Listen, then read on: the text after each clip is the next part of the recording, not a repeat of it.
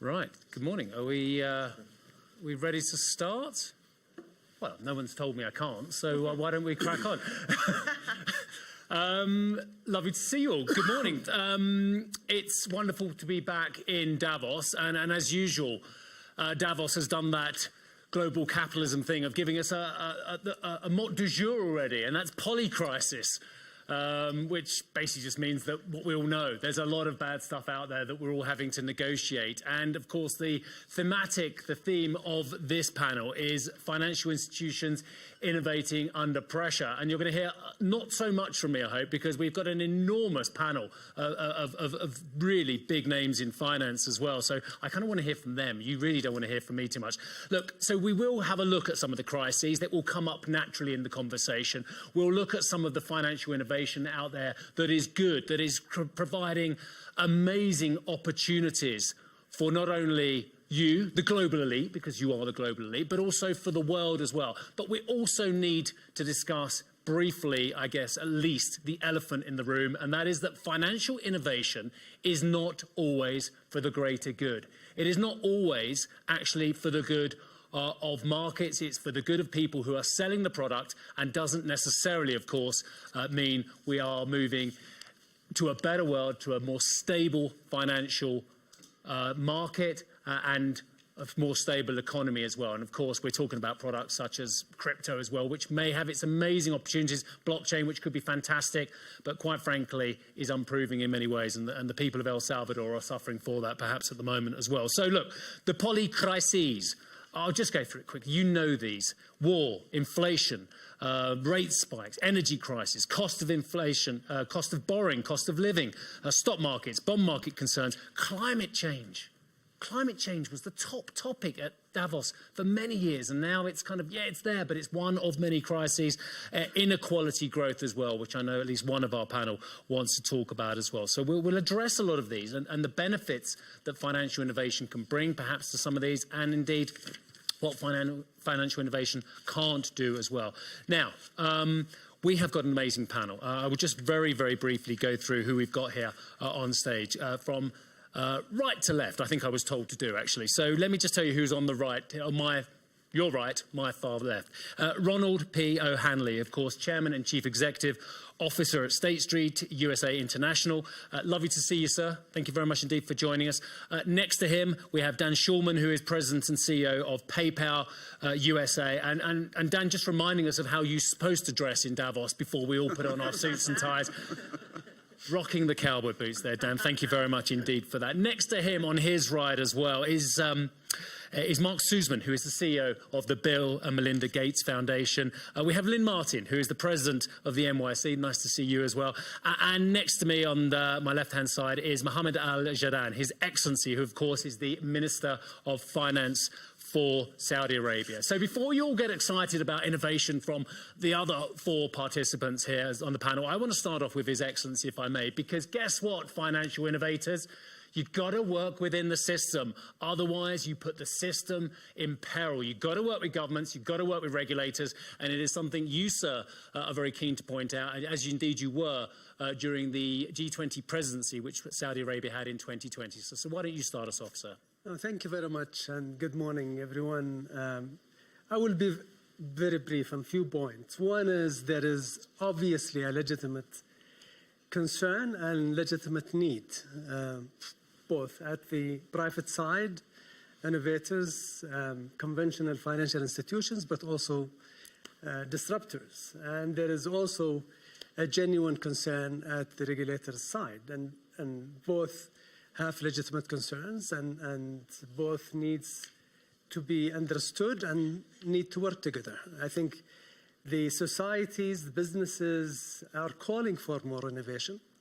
There are a lot of benefits for innovation. We have seen actually tremendous benefits to societies, to inclusiveness, to dealing with issues, dealing with risks from that actually innovation helps with. But at the same time, regulators need to be cautious. They are cautious by nature. They need to make sure that financial stability is not impacted. They need to ensure that risks are mitigated to the extent possible. So for that to work, you will need both. And then on the other side, I think conventional financial institutions, as possibly some of the headlines of this session is saying, are really rushing to innovate under pressure, because these challenging innovators are really bringing a new ways of doing business that these conventional institutions will need to deal with, will need to innovate to catch up, will need to make sure that they are not left behind. So that balance will need to play, and I think there will need to be this dialogue between private and public sector for this to work for the benefit of all. Straight away, and I'll go there straight away, if you have the conventional banks and the conventional way of looking at things, and everyone's in a very happy world in their regulated world, does that push into another realm which is unregulated?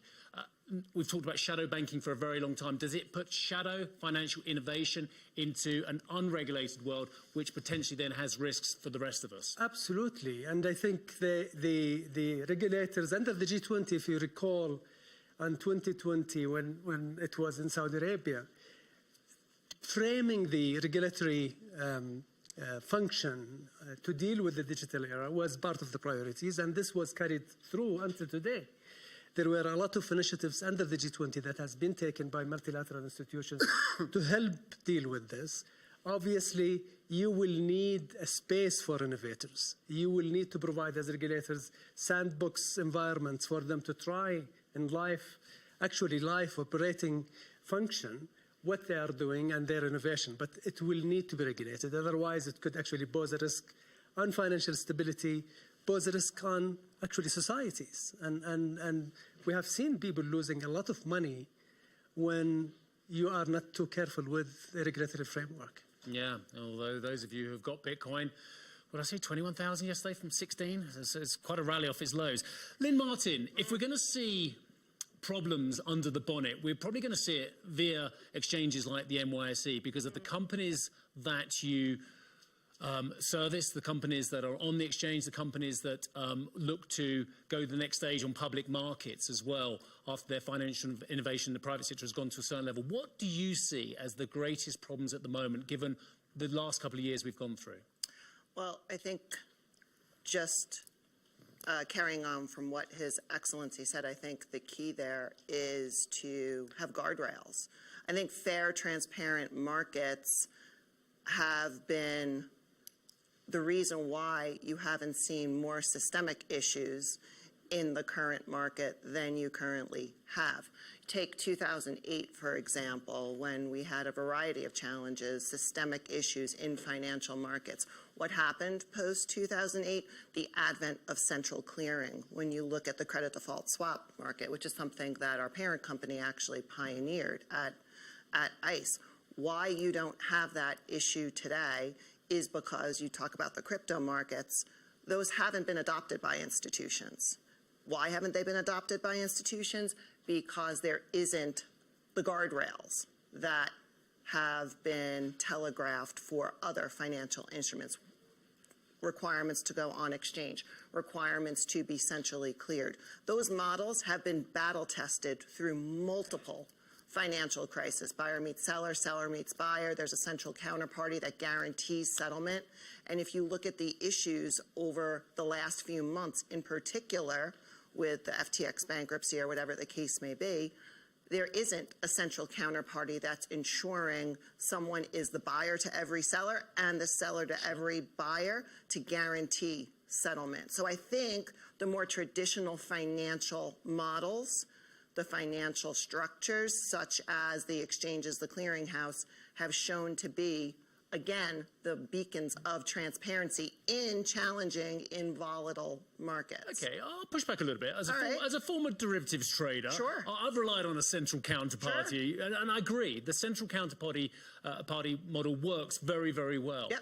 But you've also got exotics out there. You've also got OTC out there, and there's a vast amount of transactions between State Street, I'm just saying State Street, it may be anyone else, and whoever it may well be, and whatever the clients, that are not central counterparty as well. And it's in this enormous and to that point, I think the financial regulators have done a good job on the capital requirements when when banks trade those more risky instruments that don't have a central exchange model or a central counterparty model, to put up additional collateral, to treat differently on those bank balance sheets. I actually think State Street has been a perfect example of where financial innovation in a regulated market has worked well. I mean, they pioneered the ETF market 30 years ago, and you talk about an instrument that has added transparency to illiquid asset classes, particularly like the fixed income markets. I can't think of a better product than the ETF market. I can't either, actually, and it has, I think, done what perhaps Mark and Dan will be looking at as well. It's opening up to more people, opening up the equity market to I couldn't agree more. But this isn't just about me and Lynn. I will move on to the others. But Lynn, in terms of again, we talk about these non-regulated products as well in crypto. So we can bring them in then, even if there isn't a central counterparty, which kind of flies against what you told me. We need central counterparties, but we've proven in the financial system we don't need them if we have better regulation. We need the regulators to tell us what the guideposts are, what the rules are, what the regulated framework is to bring them into more traditional structures, into more traditional ways of execution. Brilliant. I'm going to move on. It's not, as I say, it's not just about us two chatting. I'm sorry, the idea is, by the way, ladies and gentlemen, that I'm going to run through a quick conversation with everyone, and then I'm hoping they're all going to just take it away and just argue amongst themselves. But near the end, if they do say something that you find fascinating, and they will, trust me, and they already have, please get involved, because again, you are, as I say, the global elite. It's up to you to justify the vast amount of money you've spent coming here as well. So let me move on to Mark as well. I think Lynn made a great point actually about ETFs, and it is one of the areas that has democratized share trading and all kinds of products as well. Having said that, is it still a rich West tool? Are there so many more levels we need to go through, hoops we need to go through, and things we need to do in order to bring the world of finance at perhaps a more basic level to the world, Mark? Yeah, so well, maybe let me start with a long-term framework and then some short-term challenges. In the long-term framework, financial innovation writ large, if properly democratized, actually we believe can be an enabling platform unlike any other in terms of bringing prosperity across the planet, including to the world's very poorest people. And that is particularly through the expansion of digital payment systems. One of the silver linings of the pandemic was actually a big expansion of digital payment systems, often government-to-person digital payment systems, and which bring people in, whether they're smallholder farmers across Africa or South Asia, whether they're new banking systems or others across many of those parts of the world. But what you need is a combined framework, and some of these short-term lessons are you need a regulatory framework which is robust and actually helps build trust within the community. You need, and this is something that may be a little bit more up for debate but by some of my co-panelists, but we think really fully interoperable digital payment systems at the national and global level, because that's actually the platform, whether you're a small trader or a large trader, that becomes a huge public good. And we actually, as the Gates Foundation, invest in an initiative called Moja Loop, which actually tries to provide some of those interoperable digital trading platforms as a public good. And that you need then functional other digital tools like digital identity and related things which can all come in. Now, we all know those. We're aware of them. Most of us will use them. But actually, the potential to bring those down into the many billions of people across the planet is very high. It's probably the highest leverage intervention we have. And so over a 3, 5, 10-year period, we're incredibly optimistic about that potential to actually drive innovation and development. But in the short term, what we're also facing, and it was in the WEF opening report and a number of the other gloomy reports coming from the IMF and the World Bank and others, is a short to medium term kind of fiscal crisis that is facing 1/3 of the world is likely to be in recession in the coming year. Many, again, of the lower and lower middle income countries don't have the fiscal and other firepower to do enough meeting debt crises. And there have been a form of innovation of different kinds of debt products, including, rather than simply having multilateral debt products, there's been a lot of things from private actors actually entering frontier markets and running things with tools like, including ETFs and related issues, but also new entrants, particularly China, coming in at significant scale. And what that led to, it helped lead to a lot of very positive momentum. At a time of crisis now, it's very complicated to reset and to try and put liquidity back into the system. And so in countries, for example, just one country, Zambia, which recently had a debt restructuring arrangement, which was one that China and others got. There were 17 different Chinese entities which turned out to be lending to them, who are also negotiating with traditional financial providers from New York who want their share of us when you're doing a debt negotiation. And so you need some innovation at that as well. And that will require some fundamental innovation, which is on the global agenda right now in the G20, the G7, about can you actually provide some new tools to unlock multilateral development finance. And so innovation in the multilateral space, we've seen some of it in the IMF's special drawing rights. We need some of it in multilateral development banks like the World Bank to actually potentially expand their lending portfolio and use their AAA credit rating. And so that combination of dealing with the short-term crisis, because it is a very real acute crisis that is affecting literally billions of people across the planet, but then trying to take the promise as you deal with these risks and issues, and we've got the warning signs that we've seen from the sort of crypto and blockchain and related issues that you raised, but knowing that there is still a very positive long-term trajectory which can actually be transformative for the planet. There's a lot you've packed in there, from SDRs to global payment system. But let me just go back on that initial point. And I think it was one thing that you said could really transform. And this is a fully, and I hate this word, interoperable global payment system. What is the barrier to a global interoperable, I've said it twice correctly now, global payment system? Well, there are multiple barriers, and it'll be very interesting to see what my colleagues on the panel say.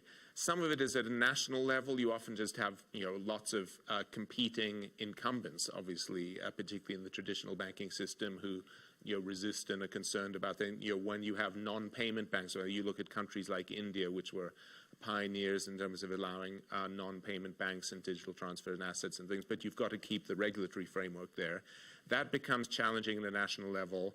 They're creating global systems which often are national but haven't figured out the global interoperability. And really, one of the challenges is for private players, very logically, when they're coming in, they're seeking to maximize profit. That will tend to take you to your traditional sort of more elite companies, individuals, high net worth individuals. And so you do need some degree of public sector, global and national public sector subsidy to make sure that these infrastructure and guardrails is being set up in a way that also brings in many of the poorer parts of the countries and helps develop things like credit systems that will meet, small-scale women entrepreneurs. And that is a long-term business opportunity, but it's not a natural one for the private sector to enter on its own unless pathways are built through entities like ours, like philanthropies, through regional and multilateral development banks and other places. And like working with governments such as Saudi as well. Dan Schulman, I have so many questions for you.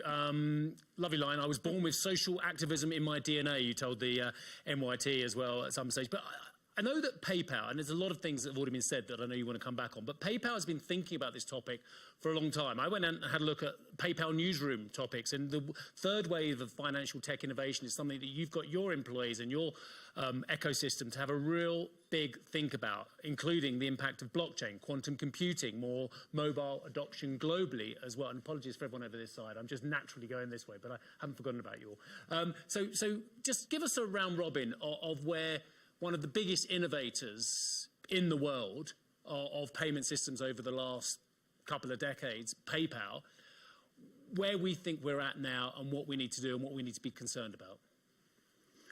Well, I think if you take a couple steps backwards and just look at the big picture, I agree with what was just said. I mean, you have at least 2 billion people in the world who are outside the financial system today. You probably have at least another 2 billion that are poorly served by it. And what I mean by that is they pay very high fees or interest rate for services that, the more wealthy pay much less for. In a country like the US, you have 2 out of every 3 adults struggling to make ends meet at the end of the month right now. So I would say we have a a good financial system, one that has integrity behind it, but I don't think it's doing the job that it needs to do, which is being an inclusive economy that brings everybody in together. And I think, of course, we need safeguards, and of course there needs to be public-private partnership and partnerships and feedback loops between the private and the public sector to put responsible innovation and guardrails around that. But I've seen many a collapse of what should be both in the traditional banking system as well as in the unregulated banking system. And I think things are moving so quickly right now that it is very difficult for regulators, very difficult for private companies to keep up. And this idea that banks are sort of these lumbering incumbents and Silicon Valley or other startups are these innovative, that's a false narrative. I really believe that. I think that banks are tech companies, just like tech companies are financial service players as well. We're all tech companies right now.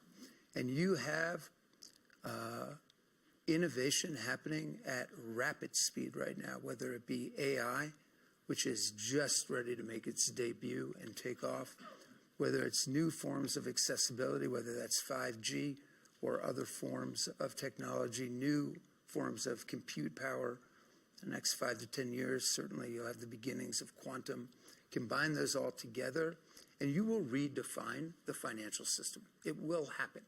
And the question really is, how do we do this in a way that is safe and secure and inclusive? There are things like blockchain, like distributed ledgers, that get a bad name because they're conflated with crypto. Crypto, the coins that are traded, are risky, assets that are being traded. Like, you don't know whether Bitcoin will be 21,000 or 40,000 or 5,000 tomorrow. You have no idea. It's sentiment that makes that happen. But the underlying technology, despite all of the disruption in FTX and others, has performed perfectly. The hashes are still performing. And the promise of a distributed ledger is that it can be faster and cheaper, so that you can do and settle transactions instantaneously with no middlemen, bringing the cost way down. And that's an important thing, because the more we can do things faster and less expensively, the more people we can bring in. The financial system for the last 20 years has had stubbornly a take rate of about 2%. Despite the scale that's gone on, the take rate hasn't come down. And what's worse is that the take rate for those who have less is substantially higher. It can be 5 to 10% for a transaction that for those who have more can be 50 basis points or less. And so we need to, in fact, I think it's the moonshot of the financial services industry, writ large, and regulators, to figure out how do we create an inclusive economy, because I believe that an inclusive economy is a strong economy. Brilliant. I'll get to Ronald next as well on this. Ronald, you provided me some great bullets as well, and a lot of it is actually the financial crisis, the COVID crisis, the concern about war, and all the other crises and the economic worries we have is actually leaving people with a lesser attitude to risk. They don't want to take on so much risk. They haven't got so much liquidity to invest in technology as well. And it's leading to a situation where there are some real dangers for the progress of financial innovation going forward. Do you just want to give us a round robin of your thoughts on this, representing, dare I say it, the whole banking sector? Yeah, sure. So if you think about the last 15 years since the financial crisis, the overriding theme of regulators has been to reduce, if not eliminate, systemic risk. And they'll never say it that way, but that really is what it's about. If you think about 2008, there was a vast concentration of risk. And all of the regulation since then has been about how do we distribute that risk. Some of it has been around stress testing and raising capital requirements. But a lot of it is around sets of activities and innovators that have come in to when it became too expensive for banks after this, given the capital requirements to do things. Now it's gone out into an innovative form. So consider credit. In the United States, back around the time of the financial crisis, 80% of all mortgages were originated by a bank. Today it's 20%. Last year and the year before, over half of all credit originated in the United States was done through some kind of private credit. So it's a distribution of risk. The challenge has been, and by the way, that is a very good thing if you think about it, because what we found in 2008, it was this concentration of risk, lots of leverage that wasn't understood, that led to, everybody blames it on Lehman. It was more than just one institution, but a series of institutions that actually caused not just a global financial crisis, but a incredible global recession. So there's been a single-minded focus on that. The challenge is that you've got a lot of this innovation that's occurred. Lynn has referred to some of it, and it's not that the regulators have ignored it, but they've more or less said, if it's not going to create systemic risk, then I'm not going to really focus on it at this point. And true, it's not creating systemic risk. I mean, FTX happened, and somewhere between 2 and 3 trillion of value was destroyed, and yet we're all here, right? We didn't cancel because of FTX. So, but that doesn't mean that people weren't harmed. I mean, the last number I heard, there's 1 million investors or participants that were harmed. So part of this is there needs to be a change in regulatory mindset that, yes, systemic risk and avoiding it is very important, but there's other things out there. And how are we going to kind of keep up with this technology? The point on payments is a really important point when it comes to inclusion. And I think if you talk to most banks, they want to support this. They recognize that this isn't the business we're in, so I'm speaking for others. They recognize that the traditional bricks and mortar branch, somebody coming in, that doesn't make sense. It's not going to work in most parts of the developing world. But we've got to, we've then got to support that. We've got to have the banks competing with the technology innovators. In some cases, it's the technology innovators that are providing some of that underlying technology to the banks. Last, what I would say on this is the other thing to think about as you're thinking about this innovation is money has more than one purpose. We talk about it a lot in terms of payments. So everybody says, well, why not have all of these, whether it's a cryptocurrency or a central bank digital currency? But money and monetary policy also is used as a way to regulate economies. And that is actually a real dilemma for the central banks today. How do we think about a central bank digital currency and monetary policy? And what are we going to do about money supply and things like that? So part of what we need to think about as we move to this next level is that money has actually more than one purpose. Okay, brilliant. Dan, just jump in. And I was going to say, from this point onwards, it's going to be a bit of a smorgasbord of people jumping in on different things. So, Dan, you come in, but then I do want to ask His Excellency what he thinks about everything he's heard from the private sector. Yeah. So, Dan, take it away. I do think it's important not to conflate cryptocurrencies and CBDCs, stablecoins, and DLT. Those 4 things are they are linked in some ways, but they're very, very different.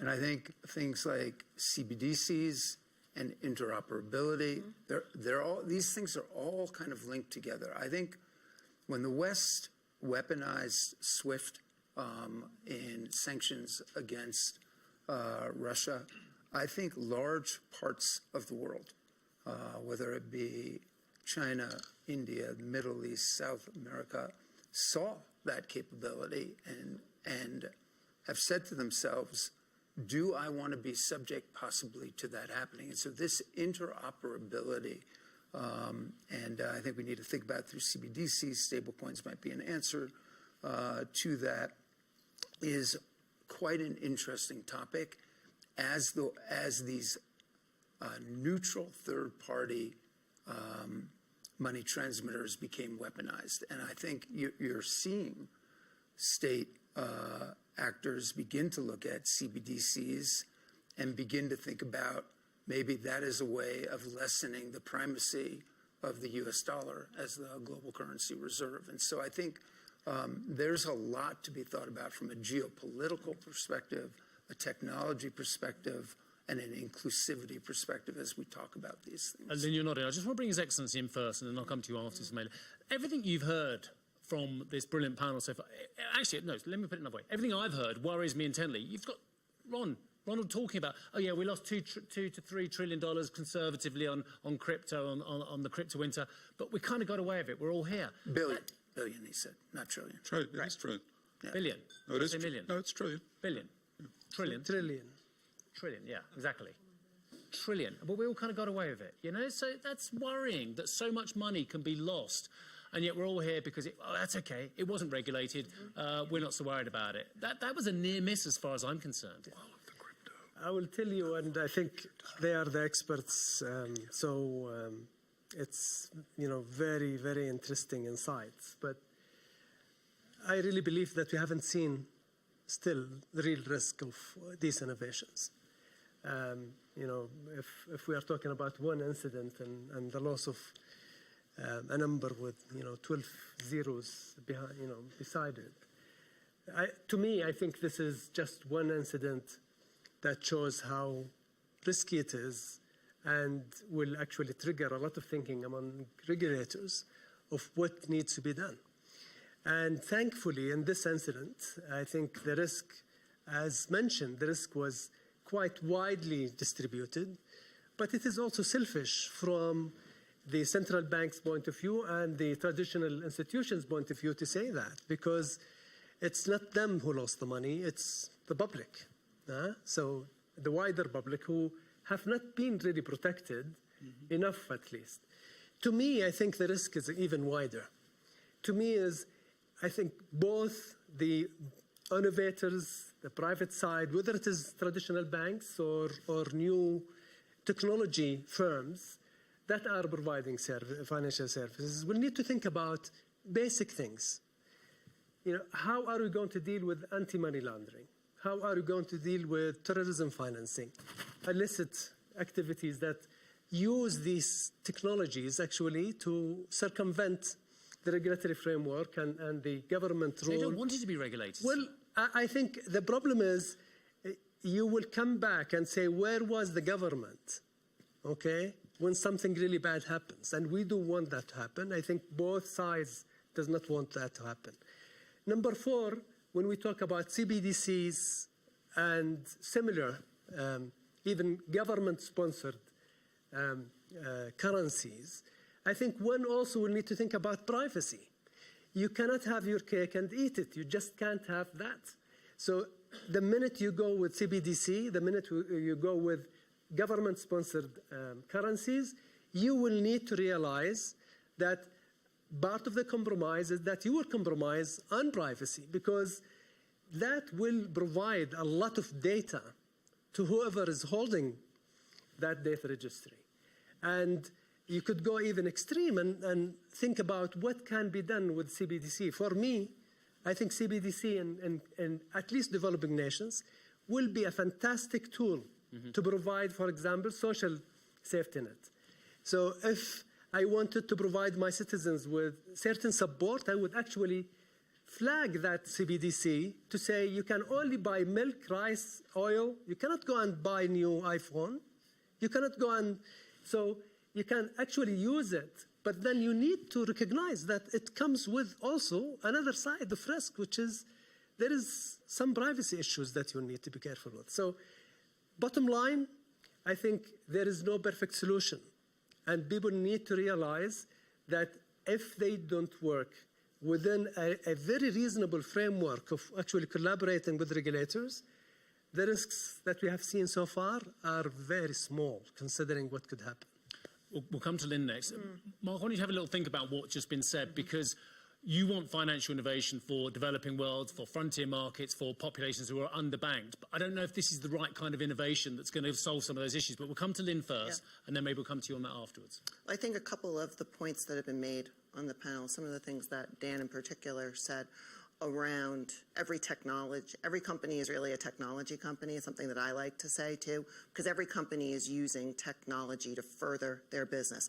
And there very much is a convergence now between the traditional financial institutions and the technology companies, mainly because, as Dan had put it, the underlying technology that underpinned the crypto market is good. I mean, if you look at DLT, if you look at,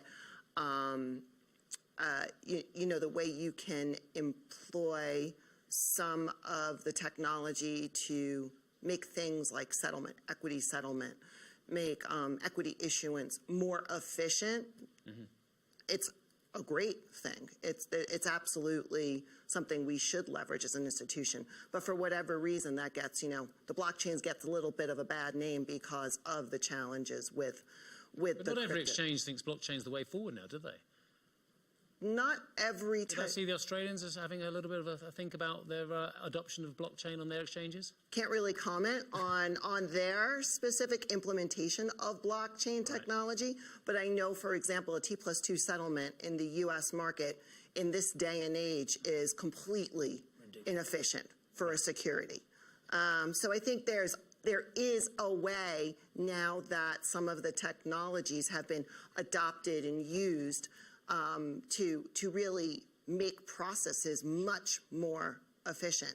That efficiency will enable a lot of the other topics. And we're making a that very we- distinct point here. Processes, it can Correct. really aid. It can really support, Absolutely. and actually can support transparency But, about the risks of the system. Exactly, and then that opens up some Okay. of the challenges to, furthering the financial systems, giving more access So to that's folks. not as exciting for some people. Under the bonnet, the changes are amazing, but actually some of the products that Dan and everyone's been talking about here, they're a little riskier for the world as well, because now if tech is bank and bank is tech, it's hard to delineate. Mark, why don't you come in and then we'll get Ronald and Dan on this one, and then I'll open it up to you all. So have a little think if you want to get involved. If not, I'll just carry on. Yeah, well, I really want to build on His Excellency's point about, the attributed digital currencies, which may be, central bank issued or other tools, actually we believe can be an incredibly powerful lubricant for the economy that actually brings in inclusion for the poor.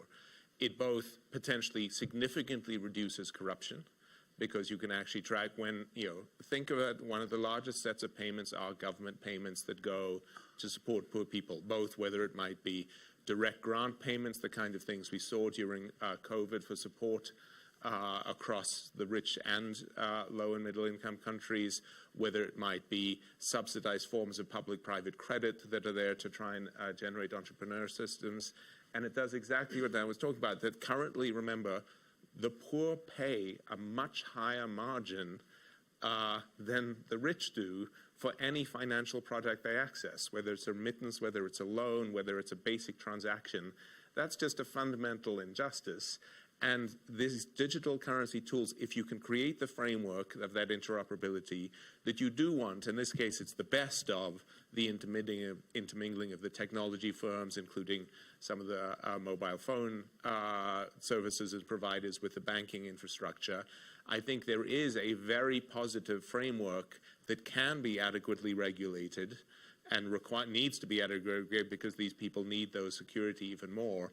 But that potential is very real. It's the biggest platform we have that can actually help sort of re-energize the kind of big global growth and poverty reduction we've seen. I don't know how that happened. I mean, the Kenyans were doing mobile phone payments long before the rest of us as well. They were early adopters of this technology. To hear that a lot of the emerging world, developing world, is paying more for the services is just a crime against humanity. Ronald, I want to come to you about some financial products. And I hear what you and Lynn are saying about, and to a certain degree, His Excellency saying the point that we're in a better place to look at the problems that financial innovation has created because of the experiences we had in 2008, 2010. But there are still financial innovation products, forget about crypto, that are mainstream products that are being sold by financial institutions that are just not right for the client, that are not progress as well. I think one point that your team provided me was talking about, for instance, LDI, liability-driven investments. And a lot of these products are just not suitable for the client. So it's a great example of financial innovation, once again, not actually being for the greater good. Yeah, I mean, I'm not sure that I would agree that LDI wasn't a good product. And by the way, The way it was sold was a very bad product. no, maybe. But I mean, remember what LDI was about. LDI was about pension systems really not able to sustain themselves. So what they were trying to do is recognize they've got long-term obligations to pensioners. How do we put assets against them to do that? The challenge there wasn't the product. The challenge there was leverage, right? And this is the problem. I mean, I would venture, including ourselves, and we're on both sides of this, right? We actually manage these products and we provide collateral services for them. We had no idea how much leverage was in the system. And this is the problem. Despite all the technology, Ronald, you didn't have an idea of how much leverage was in the system. You can have a very good product, but when you start to add leverage to it, that is where the problem becomes. So again, this comes back to that a lot of innovation happens. It gets ahead of regulation. It looks like it makes sense, and then it makes sense until it doesn't. In this case, you know, you had a budget crisis in the UK. I'm going to leave it there for the moment. Does anyone want to ask a question? This lady here, I'm going to get one or two quick. I'm just very aware of the time, and I've got to be back on set in 20 minutes for another interview. So if you state who you are and just open your question up. Hi, Venetia Bell, Young Global Leader from Gulf International Bank. I would love to hear from the panel what you think the next wave of innovation will be around sustainable finance. We've heard a lot already about financial inclusion, but climate finance, for example, nature-based solutions, what are your views? Right, who wants to pick that one up? I'm happy to. Ronald. Yeah, I think the biggest innovation that's required in sustainable finance is how do you take a number of small projects, aggregate them such that large institutional investors can actually deploy capital. The challenge that we have now is many of these projects are actually quite small. And if you think about an institutional investor, you know, who's sitting in some developed world and who's got to deploy capital in the tens, 20s, hundreds of millions of dollars. So I think the real innovation here is around aggregation and how do we aggregate these projects. On the nature side, I think there's a lot of interest in how to do that, and a recognition that whether it's biodiversity or preserving kind of carbon capture, natural carbon capture. So there it's thinking about, and this is a bad word too, you know, how in some way do you, quote, securitize that so that you can actually make that investable. A quick answer from Lynn. We've got a lot of ladies going to ask a question, then I have to wrap it up after that because Wef will kill me if I ruin their whole schedule this early in the day. Lynn.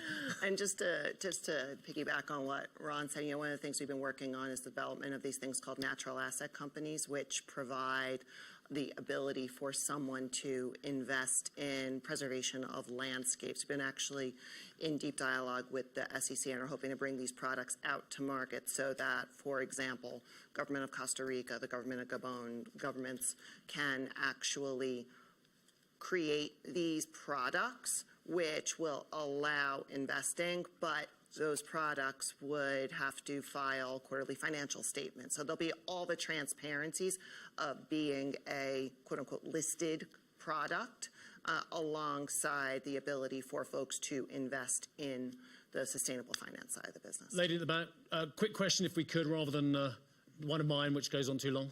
Thank you very much. I'm the Minister of Environment of the Republic of Rwanda. I wanted to know from the bank, the financial institution, how do you motivate people who want to invest, who have green investment? How do you differentiate people who do investment, casual investment, and green investment, if really we want to improve the state of this world? Thank you. Thank you. Your Excellency, do you want to pick on that? How do we motivate populations in their investment in these areas? I think definitely there are a lot of actually products, including in the technology sphere, that deals with green investment. But definitely the governments and the regulators have a role to play. There are also limitations on what the government and regulators can do to incentivize green investment. But I have seen governments where they have actually provided some tax relief on green investments, certain tax reliefs for investors on green investments that can actually help, particularly small ones. Mark, did you want to come back on this? Is your wheelhouse? Yeah, so we'll actually just like to make a plug for a sector that is clean and green, but not often talked about in the climate discussion, which is the so-called climate adaptation side, which is essentially food security and food security writ large, where you can get more efficient water use, more efficient fertilizer use, investment in drought and resilient seeds and livestock. These are actually big, tangible investments. Over time, they can be aggregated into very large investable tools, and that's an area where we think there's actually enormous opportunity that provides great short-term benefit for the planet. It's linked to the wider climate issues. I'm going to get one more question to Dan, because I'm very aware that I haven't asked you as many questions as the others. Dan, I also spoke to you about what PayPal is doing and looking at this next wave of innovation as well. What were the conclusions so far? I know it's a longer process. What's the most exciting area where you think can make the biggest difference on a global basis and to the current financial architecture? Well, we don't really have a lot of time. So one thing I do want to do is pile on to what His Excellency said. I think the most important word in the financial services industry is trust. That is what our brands are based on. That is what regulators wish to see in the system.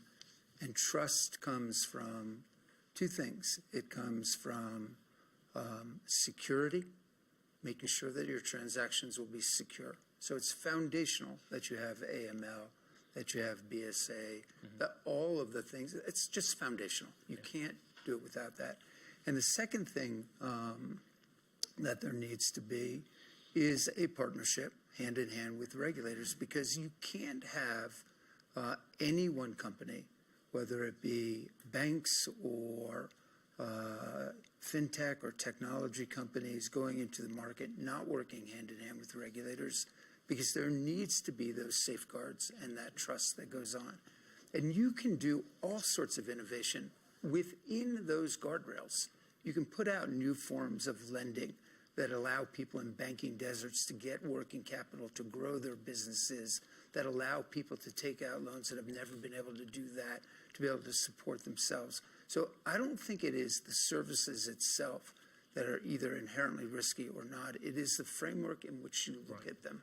You heard they're clapping, so they're already well behaved. I'm going to finish this off with literally one word or two word answers from all of you as well. The technology in financial innovation you are most excited about. I'm going to ignore the negative stuff for this last question. We're going to end on an optimistic note.